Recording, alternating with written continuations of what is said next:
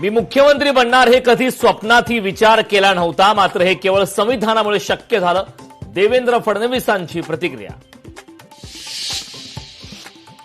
खुलाशाची वाट पहा, लवकरच खरा चेहरा पाहूया. हे मैदान पूर्णपणे प्रत्येक मुंबईकरांचे आहे, कोणा एका व्यक्तीचे नाही. तिरंगा आंदोलनावरून राहुल कनाल यांचा इशारा. नागपुरात होणारा इव्हेंट हा पेड इव्हेंट. संपूर्ण भाजप हा पक्ष नव्हे तर पेड इव्हेंट. खासदार संजय राऊतांची मुख्यमंत्र्यांच्या जेनजी संवादावर टीका.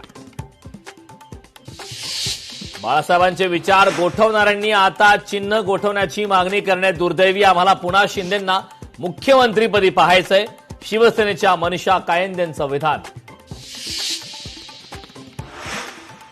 भुलेश्वरच्या राजाच्या मिरवणुकीत विघ्न. मिरवणुकीदरम्यान गणरायाची मूर्ती अचानक खाली कोसळून 2 जणांचा मृत्यू, 5 जण जखमी.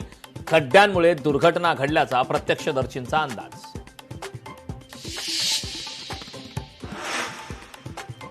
मुंबई गिरगावातील अनेक मंडळांकडून आजचा आगमन सोहळा रद्द. भुलेश्वर दुर्घटनेच्या पार्श्वभूमीवर गणेश मंडळाचा निर्णय. अनेक मंडळाकडून शांततेत बाप्पाचं आगमन करण्याचा निर्णय.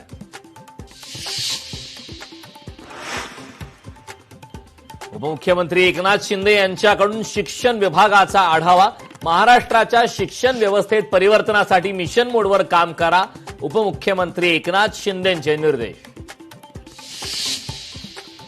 अनेक दशकांपासून वन विभागाकडे असलेल्या संजय गांधी राष्ट्रीय उद्यानाच्या 193 एकर जमिनीला संरक्षण मिळावे.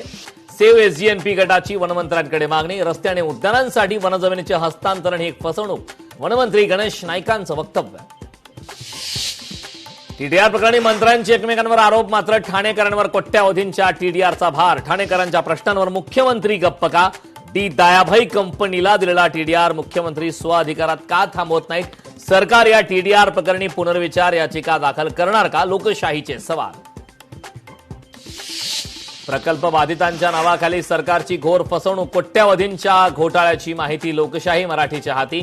मुंबई अहमदाबाद हायस्पीड रेल्वेच्या कामात अधिकाऱ्यांचा गैरव्यवहार. लोकशाही मराठीने बातमी दाखवूनही अधिकाऱ्यांवर अद्याप कारवाई का नाही? सवाल उपस्थित.